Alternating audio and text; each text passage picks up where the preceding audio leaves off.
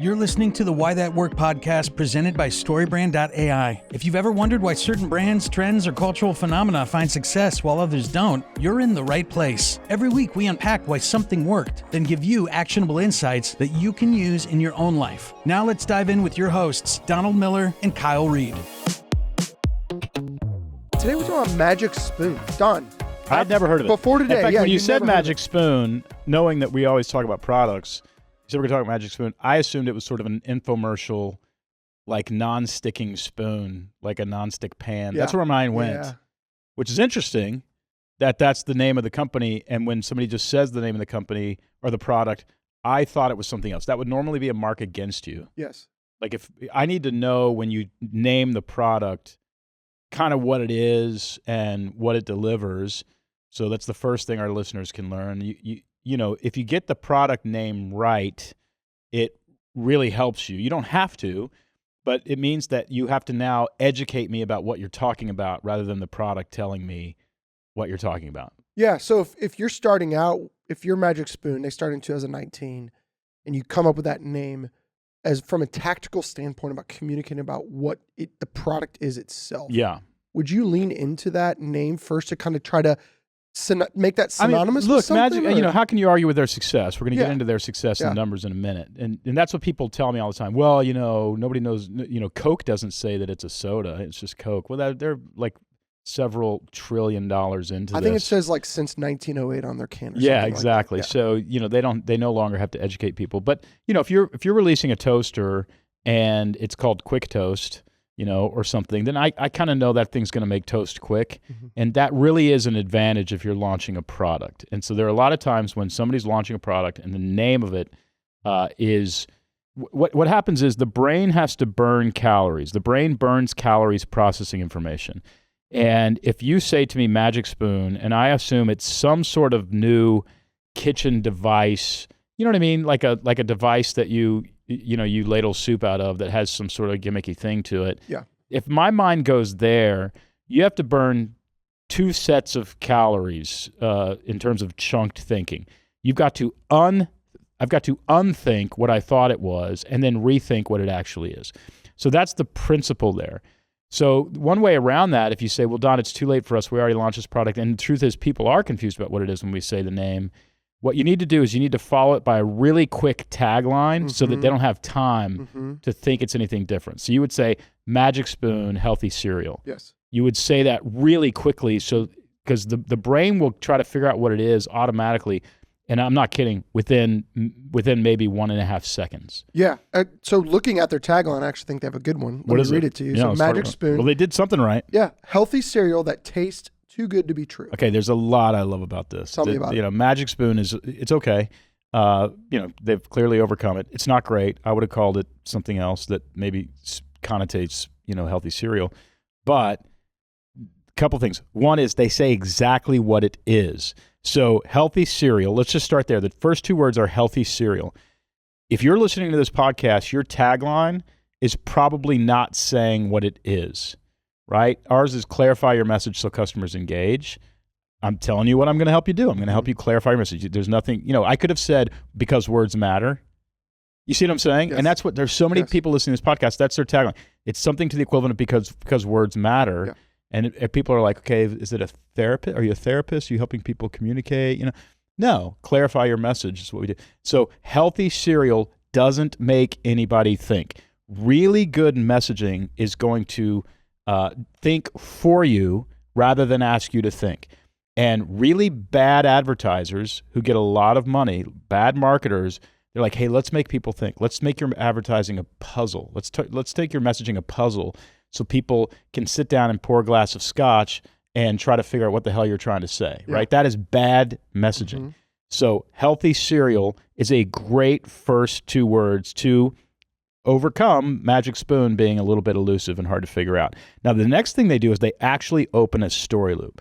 That tastes too good to be true means in order to believe you, first of all, it makes me want to taste it. If I said, hey, taste this, if I have like a box of Tic Tacs or something, I said, taste this. This tastes too good to be true. What do you want to do? I want to taste it. What you're doing is you're closing the story loop. Mm-hmm. The tagline itself defines it and opens the story loop. Mm-hmm. dadgum, that's good. Yeah, very good. Yeah, because they could have easily gone Magic Spoon, cereal that's good. That's right. And that would have you would have skipped past that. It'd be easy to just go to describe, good tasting cereal, but it's that health. So if we that unpack word healthy is doing a lot of work there, but then the story loop you open. The other thing, think about the other thing, the magic of this tagline. Well Listen done. to me. The other thing about this tagline is it's got contrast. Healthy means bad taste. Yeah. It means it doesn't taste good, right? Have you ever had all fiber, or what is that? Fiber One? No, because I'm still in my 30s. Yeah. That was mean. You just wait. It's going to happen to you, and I'm going to be there for it. Yeah, so it tastes like, first of all, Fiber One is extremely effective. Let me just say this so that I'm not throwing them under the bus. Yeah. It is also very healthy, and it tastes like it. And you can. What I do is I put 7 cups of sugar on top of it, and then oat milk, and some mayo. But but it doesn't taste. It does. It's not designed to taste good. That's not what it's for. Yeah. So when you think healthy cereal, that's what you think of. Yep. And my kid ain't gonna eat it. Yep. And so then healthy cereal, and then they finish the tagline, that tastes too good to be true. They quickly stop the thinking. It's good. They stop you from where they know your brain's gonna go. Yep. And if you're trying to learn from this podcast, first of all, you need a tagline. I like to call a tagline a controlling idea. And that is the main idea, if you will, that I want you to think about when you're thinking about my brand, right? Clarify your message so customers engage. That's it. Clarify your message so customers engage is what I want you to think about when you think about StoryBrand.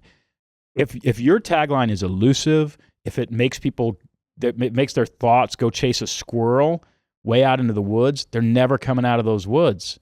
Very, very few people are coming back from those woods to buy your product. It's got to do the thinking for you. And this one is... I credit this with their success. And the cereal, I'm sure, is good. I literally bought 4 boxes reading this thing because it's got, tons of protein in 13 grams of protein in. Yeah, I'm trying to get my protein up. So healthy cereal says what it is. That tastes too good to be true. Stops the objection in its track. It educates you about what it is, and it opens a story loop. That is a very powerful controlling idea. Yeah, agreed. I think the other thing they do, I've heard you talk about this a lot, I'd love to get into it a little more, is they also created a villain inside of their marketing. And the villain is sugar. So they lean into... Well, and that's the whole... I mean, that villain is real. I think what they did a good job too, if you go down the path a little bit more, they also made the parent, because most parents are probably buying cereal for their kids, they made the parent the hero as well. Because I think as a dad, I'm always thinking about what are my kids eating. It's super easy to go for the easiest thing, just whatever, eat something because I need to feed you in the morning while you're watching your show before school. But I also now feel a little better about myself because I know what they're eating is also healthy. Yeah. And so they make me... So they're relieving an emotion that, we talk about that too. There's a villain in there, and the villain is, they call it the double bind in the industry, and it's cartoons and sugar. Okay. So it's the double thing that entices your kid. And so the villain that Magic Spoon is up against is significant. Yeah. And we're talking about, I think the numbers were like, gosh, for sugar cereals out there in the world, it's a $65.25 billion space dominated by 3 companies. Yeah. So what that means, when you have a $65 billion annual space that is dominated by 3 companies, they know how to box you out. Yeah. They know how to get you off those shelves. Yeah. So I'm not going into it, but they're doing things with Target buyers and, Publix and Kroger and all that sort of stuff. Fred Meyer, if you're up in the Northwest, they own that shelf space, and they're not giving any of it up. And so, you're up against a heck of a challenge if you want to get onto that shelf. Now, the good thing about that's an opportunity also, because if there is a double bind, we all know that cereal's bad for you. 9 out of 10 boxes of cereal as you're walking through the shelf at Publix. That's where I go. If you walk down the aisle at Publix, 9 out of 10 of those are they're desserts. I guarantee the cereal we grew up on, it was sugar cereal, but it wasn't like it is today. No, I agree. This is straight up addictive. It's interesting too, because at some point, what I like about them, so they started in 2019, and they actually kind of responded to a major health movement, especially amongst millennials who were starting to have kids. Yeah. Where again, the things they ate as kids, they knew they couldn't feed their kids because there's some reason those were not good for you anymore. And I think Magic Spoon did a great job of jumping into that market. And that's where I was going before I got sidetracked with my own thoughts here. Indulgence. With my own indulgences, but was when you see an opportunity where the what you're up against is easy to villainize, is easy to paint and cast as a villain. There's a big time market opportunity there because you can be the one contrast. And right now, if somebody said, I'll say this from here on out, I wouldn't have said it a minute ago, but what's the alternative to sugar cereals? Everybody's going to go Magic Spoon, a year from now. So that's an opportunity for you as well in your messaging. Yep. If you don't communicate clearly, all your emails, your website, social media posts, everything you're communicating will be ignored. StoryBrand.ai is like the world's best communication expert writing it for you. Imagine having the world's best communicator writing your tagline. Just type in the name of your company, answer a few prompts, and voila. Hey, that's a good one. Use it to write your social media posts, website wireframe, emails, lead generating PDF, product or service descriptions, anything you need for your business. What would happen to your revenue if every word that left your business was crystal clear and worth paying attention to? StoryBrand.ai is your competitive advantage, so you'll say it clearly. Try it right now and let us write your custom tagline for free at StoryBrand.ai. And now back to the show. I think another interesting thing they did too, you mentioned this earlier when we were looking at the brand, they did an awesome job, even though their name was Magic Spoon, their branding is very unique. And that really positioned them in a different way. Wow, that's kind of cool. It looks like it's a little bit of the color scheme of a lot of the art in Miami. Yes, that's what it feels like, you're right? That's right. A little bit like, not graffiti, but but like high-end graffiti. It's also interesting too, because most people, it's changing, but a lot of people don't get their cereal online.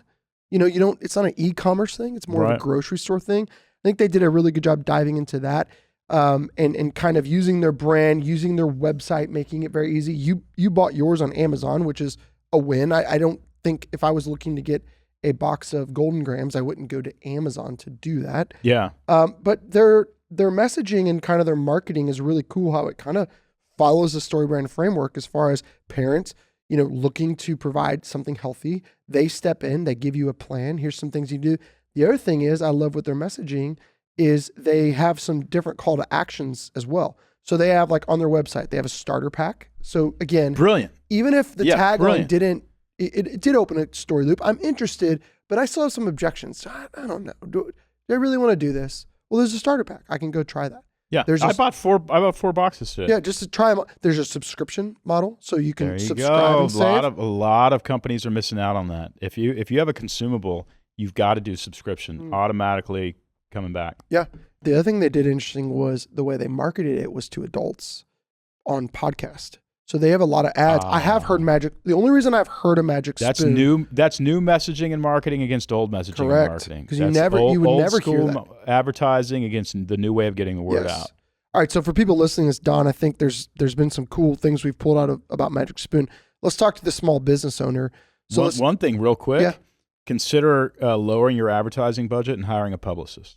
Okay, tell me more about that. Well, let's say a publicist is going to cost you $25,000 to get in and $5,000 a month to carry for a year. So you're $60,000, $70,000, $85,000 spend on a publicist whose job is to come up with sort of a topic-related angle on your product and get you on podcasts. So that $85,000, you're probably spending that every month on meta ads, right? So just cut your meta ad budget and hire a publicist and then have somebody who knows what they're doing get on these podcasts and talk about your products. Just a tip for small businesses. You want to do this. I think a key thing you said there too, I think a lot of times when people hear publicists, they hear, they'll get me somewhere. You said something before that though. They need to help you with the angle. Well, yeah, there's a guy, Jonathan Weiss, he has a brand called Oswald's Mill Audio. And I am crazy about his heard audio equipment. Yeah. For him, one of the things that because we talked about his messaging, and one of the things that he could go on a podcast and talk about is 2 things. One is he believes audio technology is almost the only technology in the world that has gotten worse in the last 80 years. So 80 years ago, things sounded better. Yeah. Audio equipment sounded better 80 years ago. He also talks about in small headphones, when you wear headphones, the headphones themselves they're so small that a sound wave is actually physical. It's big. He's like, the reason my speakers are so enormous is not because I'm being showy here. The actual sound wave is big. And so when you put a giant sound wave through a small headphone, your brain has to cognitively make up the difference and imagine the sound the way it's supposed to sound, which exhausts you. So if he went out with the reason music sounds terrible today, and the reason you get a headache after listening to music, and the reason as a podcast guest, or he could even come at it from the angle of ear health, right? And you haven't heard anything. Your grandparents were listening to better music than you, and here's why. Yeah. And all that stuff. That's all like podcast fodder. Yep. And then he could send people on that podcast to his mini book called The Anatomy of Sound, which I also recommended that he write. Yep. People, charge $5 for the book. It includes shipping. He's breaking even on the book, and people are literally reading about why they can't buy any other hi-fi equipment but his. Yep, that's cool. And that's a message. That's a messaging campaign more than a marketing campaign. But that's the sort of thing small businesses need to think about. They need to think about the angle that you're going to come at this, and then hire a publicist to promote that angle, and you as a guest representing that angle. And the controlling idea there for him is your music doesn't sound as good as it could. And as soon as I hear that, also, I'm intrigued. why modern music is giving you a headache? Yeah. There's so much there. So one thing I was thinking about as you're talking about, and I would be remiss not to bring this up, is someone cannot hire a publicist. One thing they can do is they can be their own. But also go to StoryBrand.ai, and we have all these tools to help you create a tagline. Yeah, you can create your own. You can create a sales script. You can create a website. There's so many things. We're going to release pitch decks. We're going to release pitch decks and proposals. So I wanted to mention that just as not as a shameless plug, maybe a little bit, I'm but not also ashamed of that plug. It's the best product on the market. But also that you should go if you need to work on these lines of messaging, kind of having your so we'll give you that points. Controlling idea in the brand script tool. We'll give you your controlling idea, and we'll also give you a tagline. And we'll give you 4. We'll give you 4 options. We'll give you can 4 pick to choose from. So I would highly recommend that to anybody who is just check your own against what we have and see how we've improved it. I think another thing for small businesses that I really like that we can learn from Magic Spoon was that just the way they continually disrupt an industry, they did it through marketing, messaging, so their tagline, but also through their brand and really good creation. business strategy too. And the fact that they were all digital, or you could only get it online, they went around the big 3, and then they got so popular that the grocery stores couldn't ignore them anymore. Right. They were being cut out. That's right. So what's a couple things just to kind of summarize from Magic Spoon that the listeners, the small business owner, if there was one thing, it's just not one thing. I'll give you 2. Say what it is and position yourself against something that's driving people crazy. Those 2 things are, I would say, the takeaways from the conversation for me. And I think one of the things you've taught me recently, you've talked about, I thought is good, is again, picking your villain, but don't picking your own personal villain, picking the customer's villain. Yeah. So, what's driving the customer crazy? Magic Spoon could have easily went and said, it's not fair. All these big cereal companies own all the market, and we're just trying to make something good for you. No. And and it's not fair that they have it all. And isn't that wrong? We should get more shelf space. They didn't do that. They made the thing that is the villain for almost every home. I talk about that in Building a Story Brand Tidal, the company Tidal, Tidal. Okay. Of which I subscribe to. Yes. Tidal is Jay-Z started the company with a bunch of other artists, and you pay I think I pay like $11 a month or something like that. Yep. But it's the files on Tidal are larger than Apple iTunes or Spotify or any of that. And you literally can hear the difference when you're playing it through a Bluetooth speaker. If it's hooked up to Ethernet, you can literally hear how incredibly different the sound is, because it's basically CD quality. But the way they market it, they came to market by saying, hey, we artists are getting boxed out. We're not getting the money we deserve for music. And so we changed everything. Well, that's a really fantastic pitch for artists, of which there are very few. What they should have said was, you're not hearing music the way we want you to hear it. The artist wants you to hear it in its glory, and we want you to hear all the depth of it. And so we created something for you, the listener, so you can hear it the way we want you to hear it. That's still the way they should be marketing that. In fact, I was like, I'm not getting Tidal. Why would I give you a bunch of money? You got 40,000 people at your concert. Give me a break. You're not a victim here. Yep. But then when I heard, oh no, the files are actually larger and you hear them the way that they were designed to be heard, I was like, oh, okay. And I started paying the money. So why wouldn't you lead with that? Yeah, and contrast that with another big brand started by a rapper, and that is Beats by Dre. And they gave you premium, studio quality headphones at a better price when headphones weren't, that seemed unobtainable. They made them cool. They had a good brand. Yeah. Contrast the successes there. You can see where they solved that problem with a really creative and unique marketing campaign. Magic Spoon, I think it's worth going to check out. I'm going to order some for my kids and see, maybe really for me, but I was about to say, I'm not going to use it my kid. I ordered it for me. Listen, if they have the alternative version of Fruit Loops, I am in. Really? That's anything with peanut butter and chocolate though. See, and I like the whole chocolate pebbles or all those. Yeah. I never was interested in that. Really? Still to this day? No. Wow. No. What about Cinnamon Toast Crunch? No, not interested. Really? Golden Grams though, which is that's pretty close. Very close. Yeah, I love those. All right. Well, good on you, Magic Spoon. Yeah, they're doing awesome. Way to get your tagline right. Way to get your messaging right. Way to get your business strategy right. I'll forgive you for Magic Spoon because obviously it's working. It's working. So, it's working great for you. And, it's a spoon. You eat cereal with a spoon, so it's loosely connected to breakfast. True. Good on you. Well, hey, if you want to craft a message that resonates and drives action, visit StoryBrand.ai to create a very clear and compelling brand script that connects with your audience. You can try that for free. Create a brand script and a tagline at StoryBrand.ai. And be sure to check out a new tool we just released where you can have your website reviewed by StoryBrand.ai. This is pretty cool. And give you back a score. I have. I actually put Magic Spoon's website through. Did you really? And how'd they do? They did pretty good. So it reviews your website. Like if you have a website, you can go to StoryBrand.ai. You enter the domain name. Is this free or do you have to pay for this? It's free. Everything's free. So you put your website, your domain name in, and using the StoryBrand framework, it's going to tell you where you're blowing it. Yes, correct. Magic Spoon. Does it give you any encouragement? Yes, absolutely. It gives you some strengths and weaknesses, but then it also gives you next steps that you can change to implement and get a better score. I actually knew all this, but I'm pretending not to know. All right, everybody. Thanks for listening. Thanks for listening to the Why That Worked podcast presented by StoryBrand.ai. If you like the show, follow wherever you get your podcasts. And if you're enjoying this on YouTube, hit that subscribe button and leave a comment letting us know what you think and what you want the guys to talk about in a future episode. Curious about how StoryBrand.ai can help you create clear, effective messaging? Well, you can try it out right now and create a free customized tagline for your business. Just go to StoryBrand.ai. Thanks for listening, and we'll see you next time.